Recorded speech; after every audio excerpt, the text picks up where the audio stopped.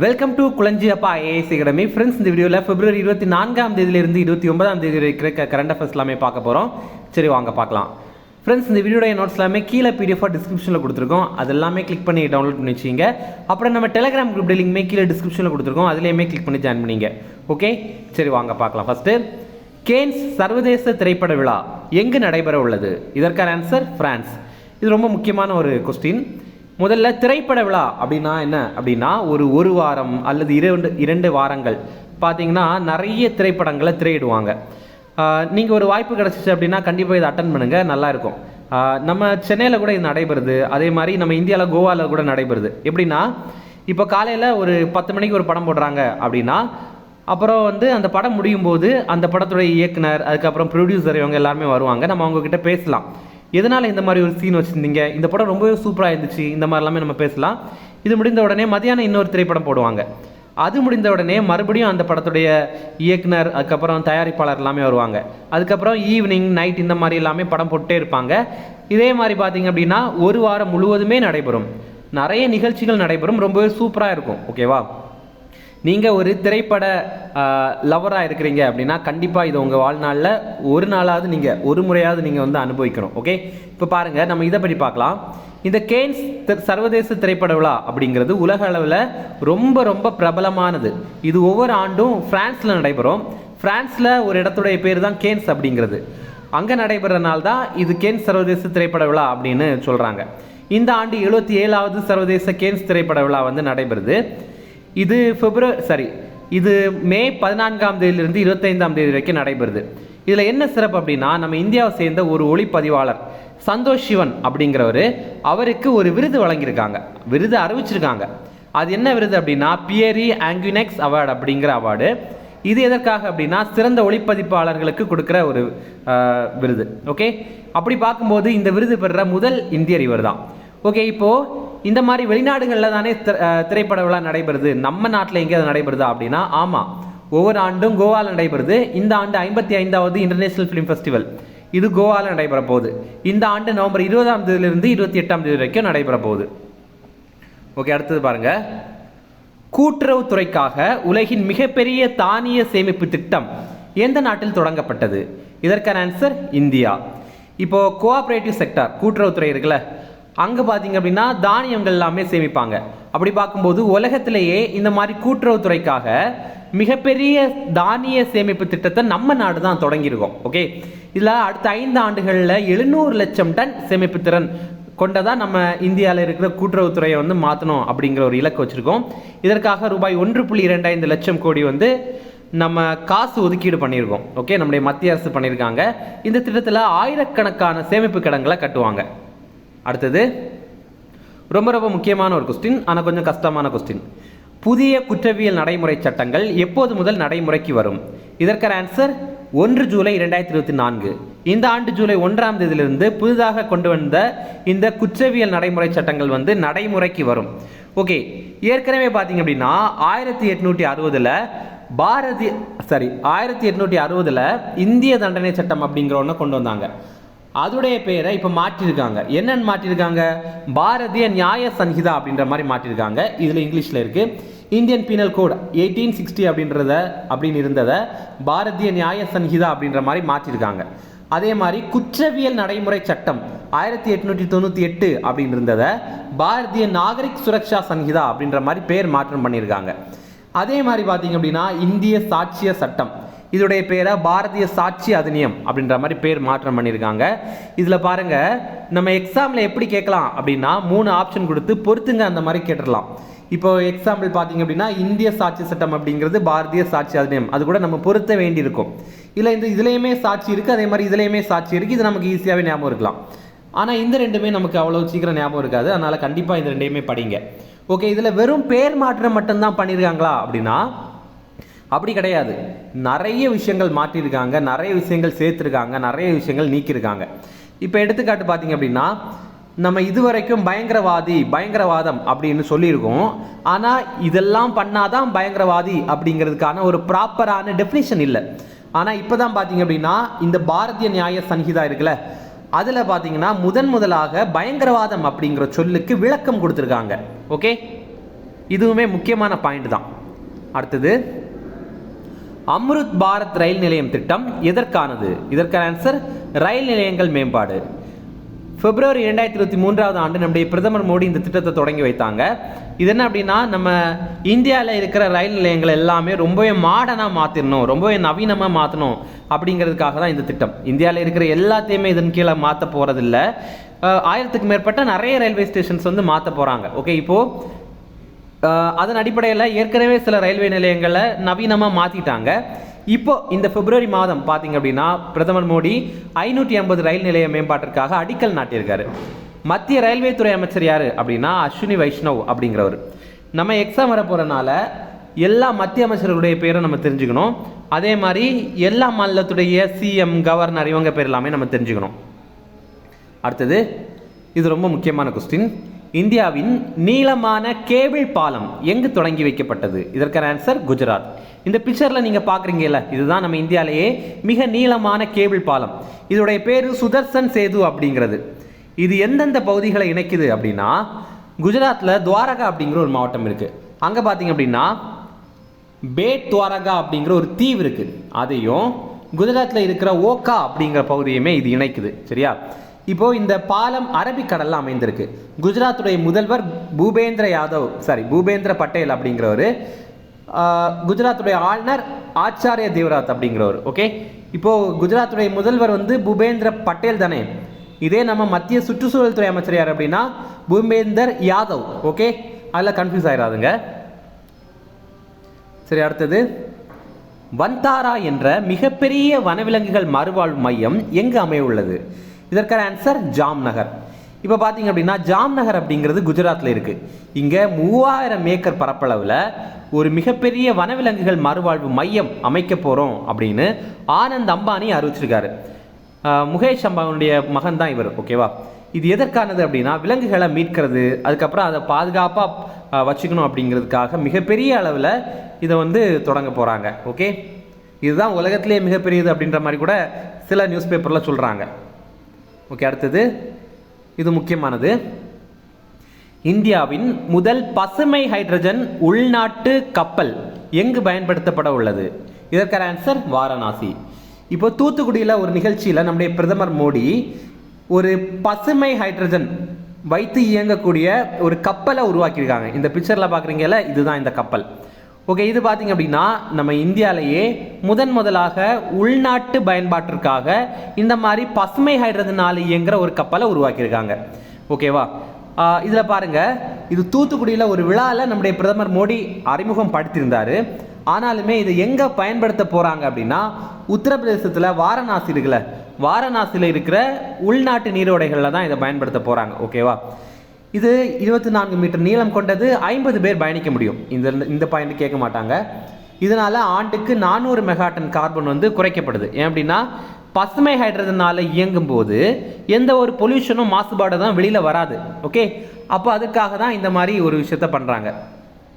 இதை கட்டின நிறுவனம் எது அப்படின்னா கொச்சி கப்பல் கட்டும் தளம் தான் இதை கட்டியிருக்காங்க. இதில் முக்கியமான ஒரு பாயிண்ட், இது ஹரித் நௌகா அப்படிங்கிற திட்டத்துக்கு கீழே செயல்படுத்துகிறாங்க. இது என்ன திட்டம் அப்படின்னா இந்த ஜனவரி மாதம் தான் 2024 ஜனவரி மாதம் தான் இதை அறிவித்திருந்தாங்க. கப்பல் போக்குவரத்து துறை அமைச்சகத்துக்கு கீழே தான் இது வருது. அது என்ன திட்டம் அப்படின்னா அடுத்த 10 ஆண்டுகளில் நம்ம இந்தியாவுக்குள்ளாடி நீர் போக்குவரத்து பண்ணுறாங்கல்ல, உள்நாட்டு நீர் போக்குவரத்து, அதை 50% பசுமை எரிவாயு மூலமாக தான் இயக்கணும் அப்படிங்கிற ஒரு இலக்கை வச்சுருக்காங்க. அதுவே 2047 ஆண்டுக்குள்ளாடி 100% பசுமை எரிவாயு மூலமாக தான் இயக்கணும் அப்படிங்கிற ஒரு இலக்கை வச்சுருக்காங்க.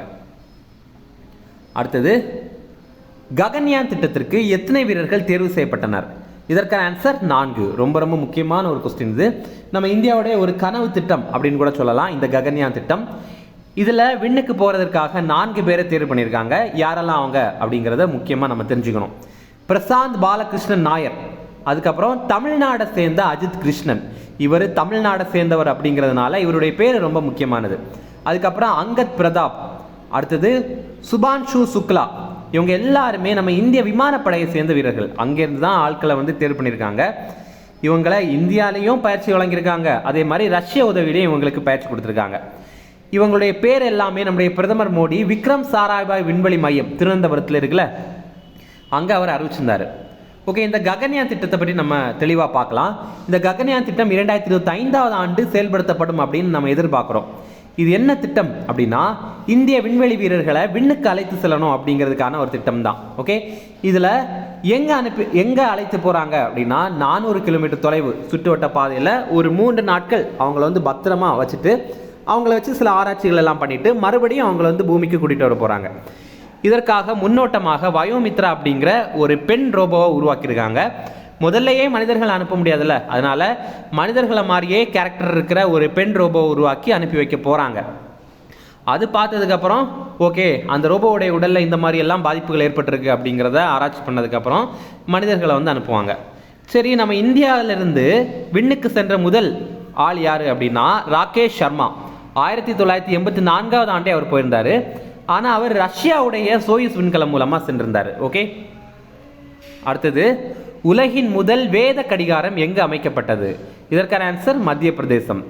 மத்திய பிரதேசத்தில் உஜ்ஜயினி அப்படிங்கிற பகுதியில் தான் இதை நிறுவியிருக்காங்க. இதோடைய பேர் விக்ரமாதித்யா வேத கடிகாரம் அப்படிங்கிறது நம்ம இந்தியாவுடைய பஞ்சாங்கத்துடைய அடிப்படையில் தான் இதை உருவாக்கியிருக்காங்க. அடுத்தது உலக அறிவுசார் சொத்து குறியீடு 2024 தரவரிசையில் இந்தியாவின் இடம் என்ன? இதற்கான ஆன்சர் 42. இப்போ பார்த்தீங்க அப்படின்னா எந்தெந்த நாடுகள்லாம் அதிகமாக கண்டுபிடிப்புகளை கண்டுபிடிக்கிறாங்க, அதுக்கப்புறம் அதற்கு காப்புரிமை பெறுறாங்க அப்படிங்கிற அடிப்படையில் தான் இந்த லிஸ்ட்டை வெளியிடுறாங்க. இதில் முதலிடம் பிடித்தது அமெரிக்கா, 2ஆம் இடம் பிடித்தது பிரிட்டன், 3ஆம் இடம் பிடித்தது பிரான்ஸ். நம்ம இந்தியா 42வது இடத்துல இருக்கோம். ஓகே, முதலிடம் எது முக்கியம், முதலிடம் எது அப்படிங்கிறது முக்கியம். அதே மாதிரி நம்ம இந்தியாவுடைய இடம் எது அப்படிங்கிறது முக்கியம்.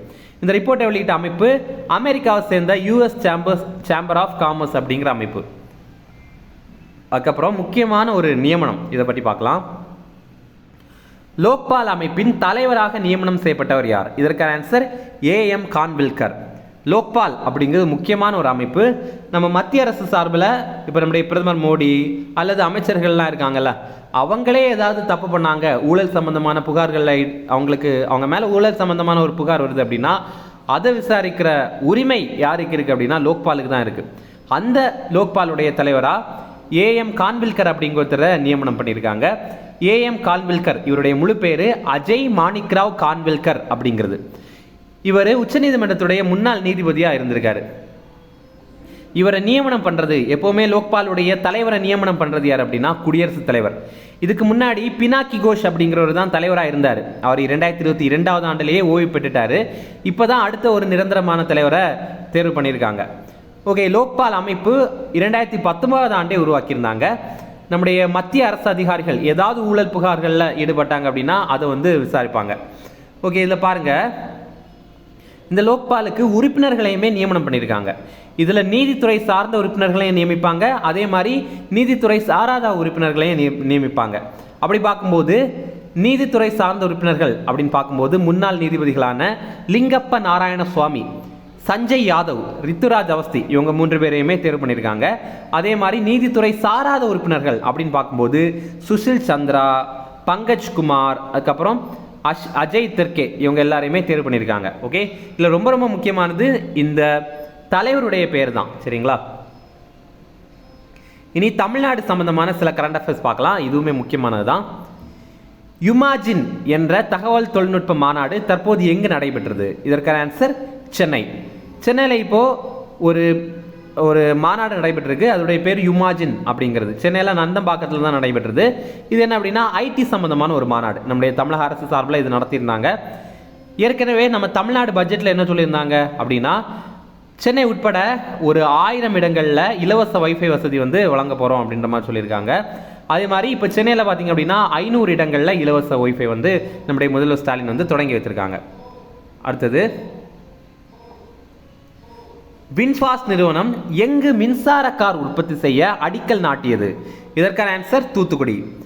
ஏற்கனவே பார்த்தீங்க அப்படின்னா ஜனவரி மாதம் குளோபல் இன்வெஸ்டர்ஸ் மீட் நடந்தது, உலக முதலீட்டாளர்கள் மாநாடு நடந்தது. அப்போ வியட்நாமை சேர்ந்த இந்த வின்ஃபாஸ்ட் நிறுவனம் என்ன சொல்லியிருந்தாங்கன்னா, நாங்கள் தூத்துக்குடியில் 16,000 கோடி மதிப்பில் மின்சார கார் உற்பத்தி தொழிற்சாலை அமைக்க போகிறோம் அப்படின்னு சொல்லியிருந்தாங்க. இப்போ அதற்கான அடிக்கல்லே அவங்க நாட்டியிருக்காங்க. இதனால ஆண்டுக்கு 1.50 லட்சம் மின்சார கார்களை உற்பத்தி பண்ணுறதுக்கான ஒரு இலக்கை அவங்க அப்படியே அவங்க நிர்ணயம் பண்ணியிருக்காங்க. ஓகே, அடுத்தது தேசிய முதியோர் நல மருத்துவமனையை பிரதமர் எங்கு திறந்து வைத்தார்? இதற்கான ஆன்சர் கிண்டி. கிண்டி அப்படிங்கிறது சென்னையில் தான் இருக்கு. காணொலி காட்சி மூலமாக நம்முடைய பிரதமர் மோடி திறந்து வைத்தார். இது என்ன அப்படின்னா, முதியோர்கள் இருக்காங்கல்ல, அவங்க சம்பந்தமான நிறைய பிரச்சனைகள், அதுக்கப்புறம் அவங்களுக்கு ஒரு மருத்துவமனையாகவும் இது செயல்படும். இது முன்னாடியே கட்டி முடிச்சுட்டாங்க. அதுக்கப்புறம் இந்த கொரோனா எல்லாம் வந்தனால கோவிட் பேஷண்ட்ஸ் அங்கே வச்சு ட்ரீட்மெண்ட் பண்ணியிருந்தாங்க. இப்போ கொரோனா எல்லாம் முடிஞ்சு அதுக்கப்புறம் அங்கே இருக்கிறதெல்லாம் க்ளீன் பண்ணிவிட்டு மறுபடியும் அதை கொஞ்சம் டெவலப்மெண்ட் பண்ணிவிட்டு இப்போ மறுபடியும் அதை வந்து திறந்து வச்சுருக்காங்க. அடுத்தது இது ரொம்ப ரொம்ப முக்கியமான கொஸ்டின்.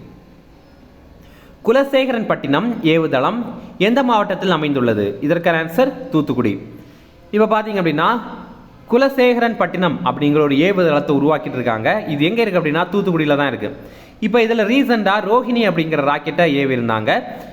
ஐஎஸ் அவருடைய 2வது ஏவுதளம் அப்படிங்கிற மாதிரி இந்த குலசேகரன் பட்டினம் ஏவுதளம் இருக்கும். இதற்கு நம்முடைய பிரதமர் மோடி இப்போ ரீசெண்டாக வந்து அடிக்கல் நாட்டியிருந்தார். ஓகே, அதுக்கப்புறம் நேரே அவர் தூத்துக்குடிக்கு வந்திருந்தார்.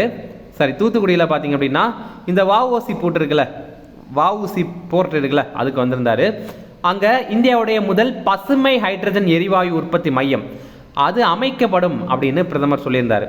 மத்திய துறைமுகங்கள், கப்பல் மற்றும் நீர்வழி போக்குவரத்து துறை அமைச்சர் யாரு அப்படின்னா சர்பானந்த சோனோவால் அப்படிங்கிறவர்.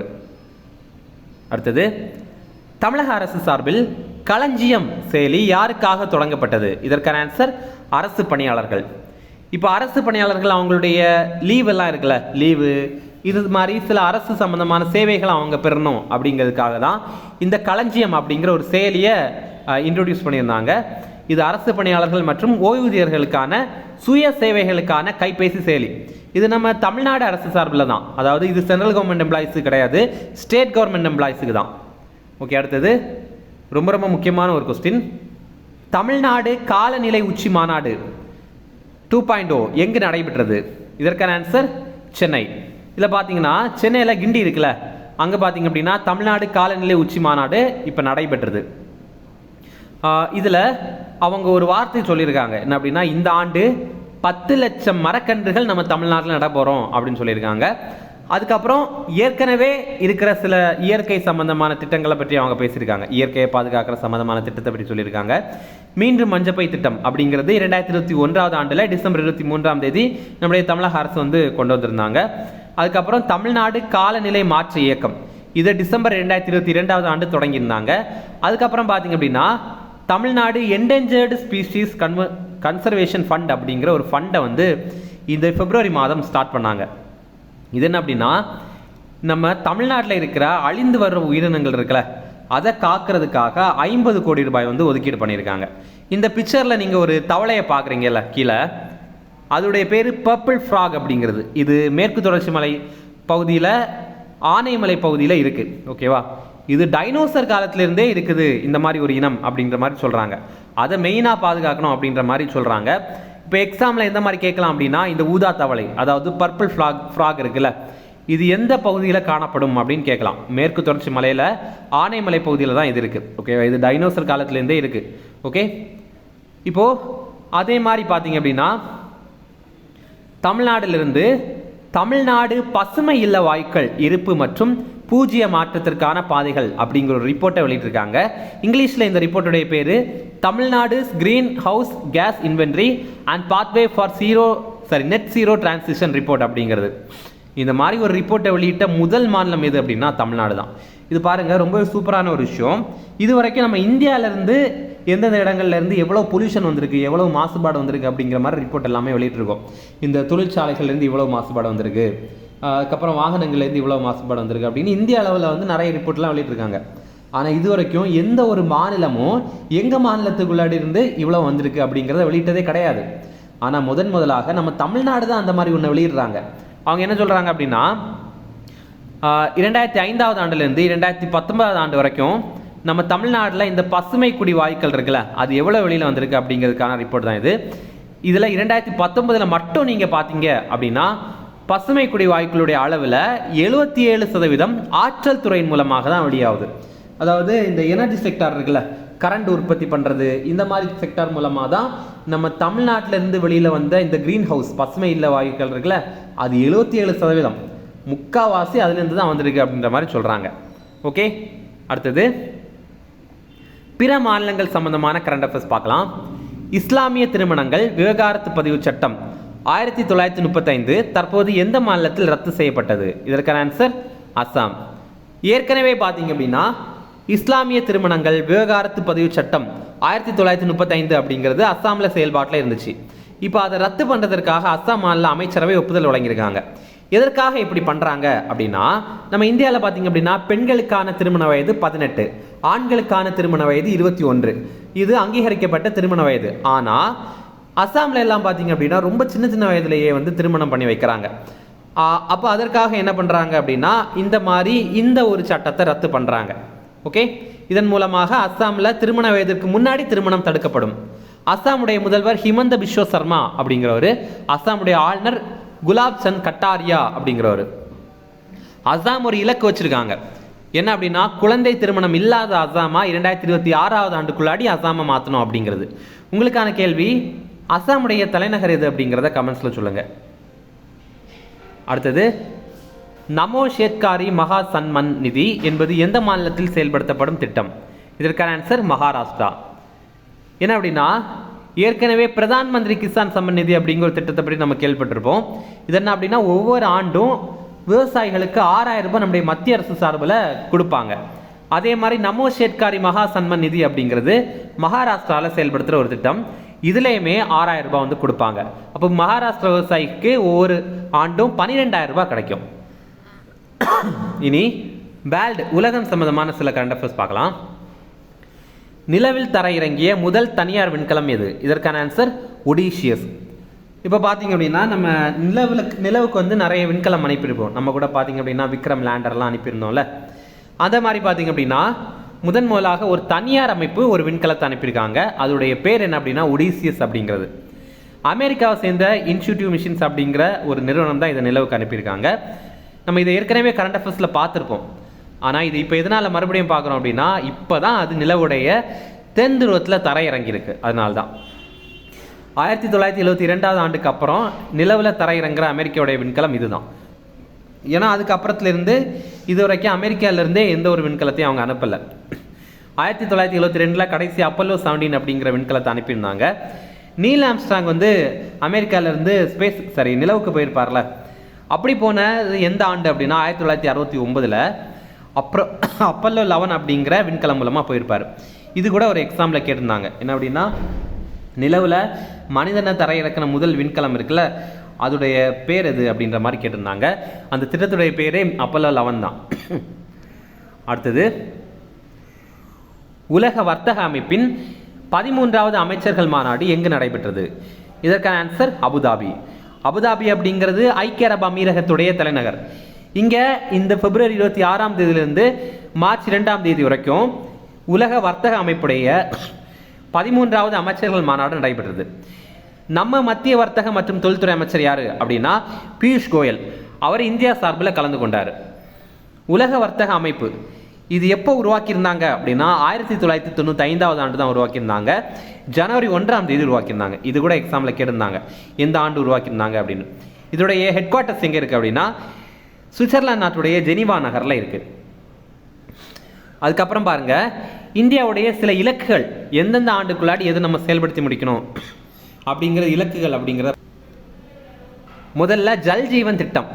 இது என்ன அப்படின்னா இந்தியாவில் இருக்கிற அனைத்து கிராமப்புற பகுதிகளுக்கும் அனைத்து கிராமப்புற பகுதிகளில் இருக்கிற வீடுகளுக்கும் குடிநீர் இணைப்பு கொடுக்கணும் அப்படிங்கிறது தான். அது இந்த ஆண்டுடைய முடிவு. அதான் அவங்க இலக்காக வச்சுருக்காங்க. இந்த ஆண்டுடைய முடிவுக்குள்ளாடி அது கொடுத்தணும் அப்படிங்கிறது தான் இலக்காக வச்சுருக்காங்க. அதே மாதிரி காசநோய் இல்லாத இந்தியா இலக்கு 2025. டிபி டியூபர்குலோசிஸ் இருக்குல்ல, அது இல்லாத இந்தியா. அதுக்கப்புறம் இந்தியா உலகத்துடைய 3வது மிகப்பெரிய பொருளாதார நாடா ஆகணும் அப்படிங்கிற இலக்கா 2027 ஆண்டை வச்சுருக்காங்க. இப்போ இந்தியா உலக அளவில் 5வது மிகப்பெரிய பொருளாதார நாடு. அதுக்கப்புறம் $2 ட்ரில்லியன் ஏற்றுமதி, அந்த அளவுக்கு நம்ம ஏற்றுமதி பண்ணோம் அப்படிங்கிற மாதிரி இலக்கா 2030 ஆண்டை வந்து வச்சுருக்காங்க. அதுக்கப்புறம் நம்முடைய பிரதமர் மோடியோடைய ஒரு ஆசை என்ன அப்படின்னா ஒலிம்பிக் போட்டிக்கு நம்ம இந்தியா வந்து 2036 ஆண்டுக்குள்ளாடி தயாராக இருக்கணும் அப்படிங்கிறது. ஏற்கனவே ஒலிம்பிக் கமிட்டி கிட்ட நம்ம ஒரு கோரிக்கை விட்டுருக்கோம். என்னென்னா 2036 ஆண்டில் எங்கள் நாட்டில் நீங்கள் ஒலிம்பிக்கை நடத்துங்க அப்படிங்கிறது தான். ஓகே, அடுத்தது நிலவில் முதல் இந்தியரை தரையிறக்கணும் அப்படின்னு 2040 ஆண்டு இலக்காக வச்சுருக்கோம். அதுக்கப்புறம் வளர்ச்சியடைந்த இந்தியா, அதாவது வல்லரசு அப்படின்னு நம்ம சொல்கிறோம்ல, இந்தியா வல்லரசு ஆகணும் அப்படிங்கிறது 2047 ஆண்டு வந்து இலக்காக வச்சுருக்கோம். அதுக்கப்புறம் அதே ஆண்டு தான் அறிவால் செல் ரத்த சோகை நோயை ஒழிக்கணும் அப்படிங்கிறதுக்காக ஒரு இலக்கு வச்சுருக்கோம். அதுக்கப்புறம் பார்த்திங்க அப்படின்னா பூஜ்ஜிய கார்பன் உமிழ்வு இலக்கு, இது 2070 ஆண்டு வந்து டார்கெட்டாக வச்சுருக்கோம்.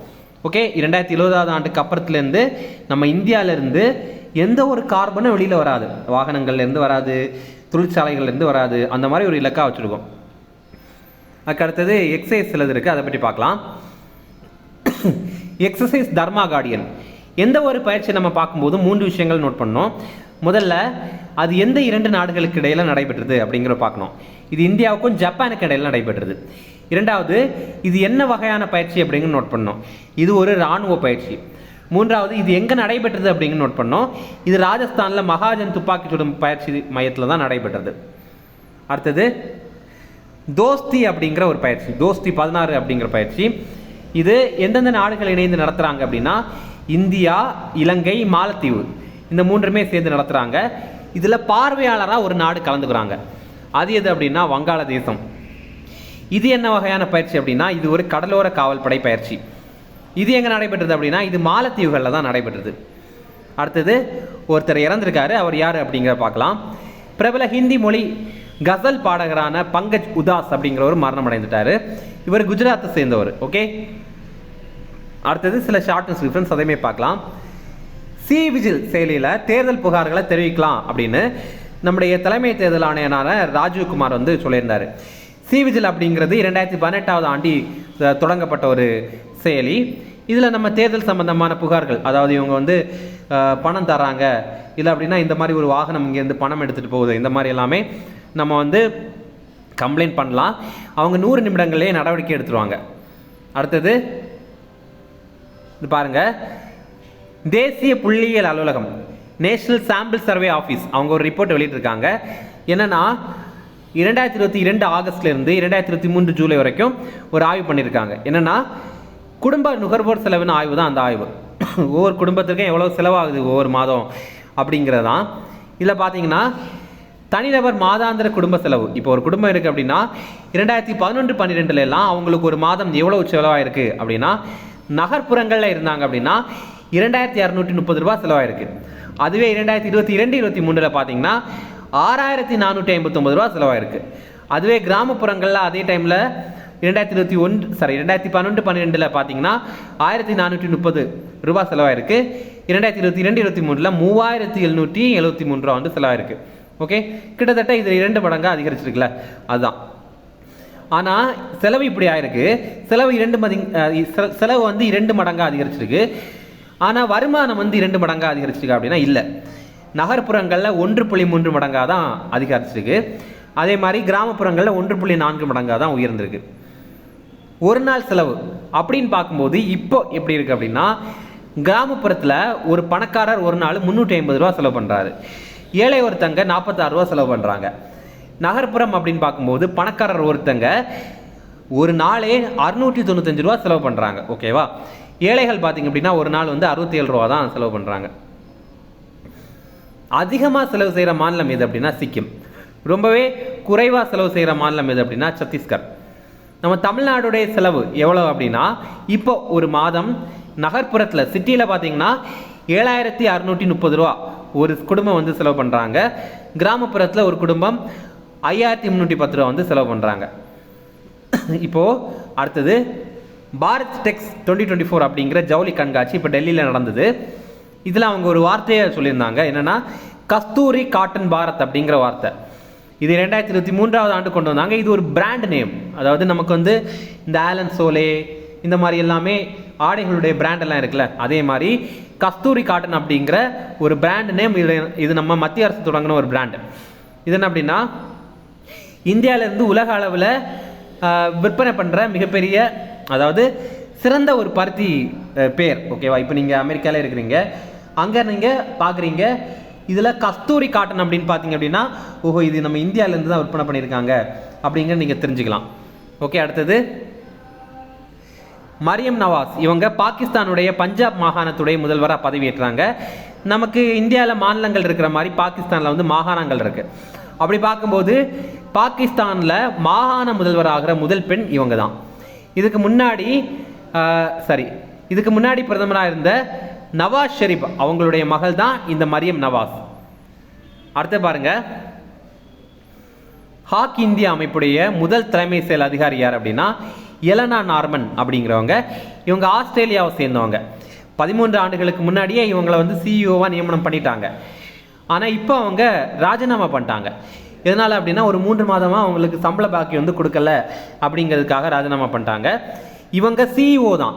ஆனால் இதோடைய தலைவர், இந்த ஹாக்கி இந்தியா அமைப்புடைய தலைவர் யார், பிரசிடென்ட் யார் அப்படின்னா திலீப் டிர்கே அப்படிங்கிறவர்.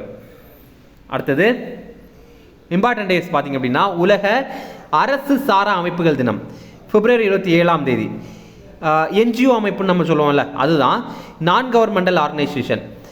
நிறைய நல்ல விஷயங்கள் வந்து இந்த அமைப்புகள் எல்லாமே பண்ணிட்டு இருப்பாங்க. நிறைய என்ஜிஓக்கள் இருக்கு, நிறைய ட்ரஸ்ட் பேரில் வந்து இருக்கிறாங்க. இந்த ஆண்டுக்கான கருப்பொருள் என்ன அப்படின்னா நிலையான எதிர்காலத்தை உருவாக்குதல், நிலையான நீடித்த இலக்குகளை அடைய என்ஜிஓக்களின் பங்கு அப்படிங்கிறது. Building a sustainable future, the role of NGOs in achieving the sustainable development goals அப்படிங்கிறது. இப்போ ஐநா சபை சார்பில் ஒரு 17 எஸ்டிஜி கோல்ஸ் வந்து தந்திருக்காங்க. அதாவது 17 இலக்குகள், நிலையான நீடித்த வளர்ச்சி இலக்குகளை வந்து தந்திருக்காங்க. அதை வந்து ஒரு நாடு சிறப்பாக செயல்படுத்திட்டாங்க அப்படின்னா அந்த நாடு வந்து ரொம்பவே சிறப்பான ஒரு நாடாக மாறும் அப்படிங்கிறது தான் இதோடைய நோக்கம். ஓகே, அதுக்கப்புறம் தேசிய அறிவியல் தினம், இது பிப்ரவரி 28 இந்த ஆண்டுக்கான கருப்பொருள் வளர்ச்சியடைந்த இந்தியாவுக்கான உள்நாட்டு தொழில்நுட்பம் அப்படிங்கிறது தான். Indigenous technologies for Viksit Bharat அப்படிங்கிறது. ஓகே, எதனால நம்ம தேசிய அறிவியல் தினத்தை கொண்டாடுறோம் அப்படின்னா ராமன் விளைவு, அது பிப்ரவரி 28 தான் வெளியிடப்பட்டது. 1928 ஆண்டு தான் இதை வெளியிட்டிருந்தாங்க. இதற்காக சர் சி வி ராமன் இருக்கார்ல, அதற்கு நோபல் பரிசு 1930 கிடைத்தது பிசிக்ஸுக்கு. அடுத்து பாருங்க, லீப் ஆண்டு, இந்த ஆண்டு லீப் ஆண்டு. ஓகே, லீப் இயர் இது. இதில் பொதுவாக ஒரு ஆண்டில் வந்து 365 நாட்கள் இருக்கும்ல, இதில் வந்து 366 நாட்கள் இருக்கும்.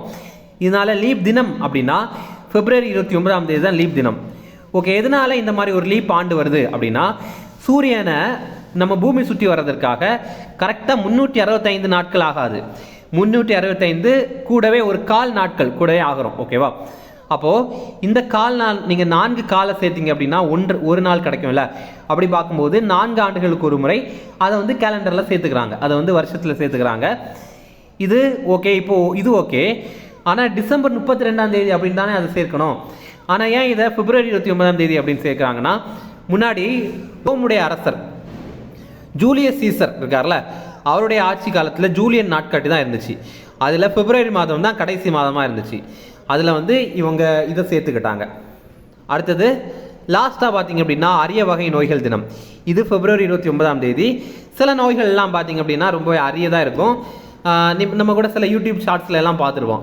இந்த மாதிரி ஒருத்தங்க இருக்காங்க, இவங்களுக்கு இப்படி ஒரு நோய், இந்த நோய் பார்த்தீங்க அப்படின்னா உலகத்தில் வெறும் 5 பேருக்கு தான் இருக்குது, அந்த மாதிரிலாமே இருக்கும்ல. அந்த மாதிரி சில அரிய வகை நோய்கள் இருக்குல்ல, அந்த மாதிரி நிறைய இருக்குது. அரிய வகை நோய்கள் அப்படின்ற மாதிரி நிறைய இருக்குது. அவங்களுக்கான ஒரு தினம் தான் இந்த தினம். ஓகே, இந்த ஆண்டுக்கான தீம் என்ன அப்படின்னா ஷேர் யுவர் கலர்ஸ் அப்படிங்கிறது.